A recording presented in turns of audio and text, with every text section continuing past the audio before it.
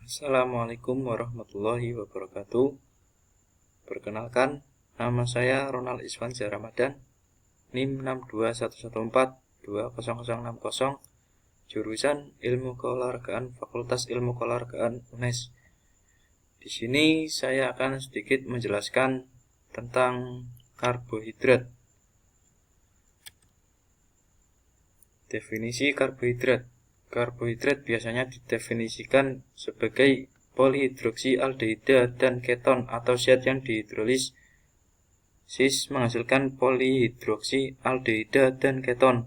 Karbohidrat biasa disebut juga karbohidrat, karbonhidrat, hidrat arang, sacharon, atau gula. Karbohidrat berarti karbon yang terhidrat. Rumus umumnya adalah C3 yang berlambangkan H2O. Karbohidrat dibuat oleh tanaman melalui proses fotosintesis. Karbohidrat mempunyai beberapa fungsi, yakni yang satu, sumber bahan bakar, dua, sumber energi utama dan dapat diganti dengan sumber energi yang lain pada beberapa organ tubuh manusia, yaitu otak, lensa mata, dan sel saraf. Tiga, bahan sintesis senyawa organik lainnya. Klasifikasi karbonhidrat. Karbohidrat hanya terdiri dari 3 unsur, yaitu karbon yang berlambangkan C, hidrogen yang berlambangkan H, dan oksigen berlambang O. Senyawa yang masuk karbohidrat sangat banyak, mulai dari senyawa sederhana hingga senyawa dengan berat molekul 500.000 atau lebih. Senyawa-senyawa tersebut dapat digolongkan menurut jumlah senyawa penyusunnya, yaitu monosakarida, oligosakarida, dan polisakarida. 1. Monosakarida. Monosakarida adalah karbohidrat paling sederhana. Jika dihidrolis, senyawa-senyawa monosakarida sudah dapat diuraikan lagi menjadi senyawa gula yang lebih sederhana. Contoh, glikosa dan fruktosa. Monosakarida dapat diklasifikasikan menjadi 2. A. Menurut banyak atom karbon yang menyusun molekul monosakarida. Monosakarida yang mengandung 3 atom karbon disebut triosa. Monosakarida yang mengandung 4 atom karbon disebut tetrosa. Monosakarida yang mengandung 5 atom karbon disebut pentose. Monosakarida yang mengandung 6 atom karbon disebut heksosa. B. Menurut kandungan gugus aldehida dan keton. Monosakarida yang mengandung gugus aldehida disebut aldose. Monosakarida yang mengandung gugus keton disebut ketose. Kedua klasifikasi tersebut sering digabungkan.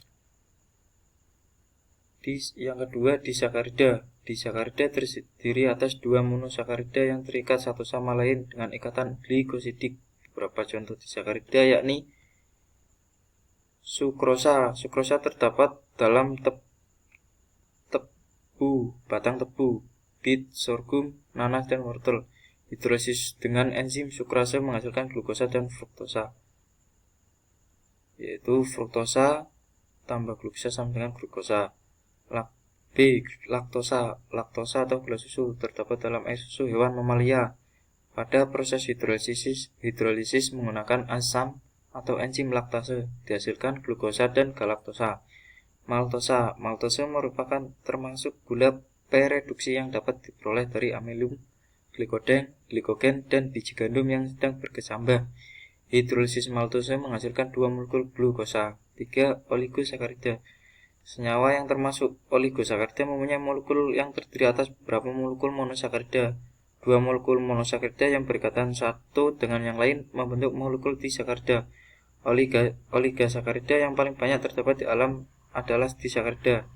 4. Polisakarida. Polisakarida terdiri atas banyak molekul monosakarida, sehingga molekul polisakarida mempunyai berat molekul hingga beberapa ratus ribu.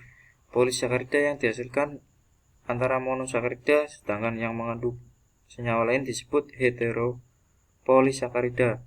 Polisakarida pada umumnya berupa senyawa putih dan tidak berasa manis. Beberapa polisakarida terdapat larut dalam air. Contoh golongan polisakarida yang penting antara lain pati atau amilum, glikogen, dan selulosa. Sifat karbohidrat. 1. Monosakarida. Sebagian besar monosakarida dikenal sebagai heksosa karena terdiri atas 6 rantai atau cincin karbon. Atom-atom hidrogen dan oksigen terikat pada rantai atau cincin ini secara terpisah atau sebagai gus hidroksil berlambang OH.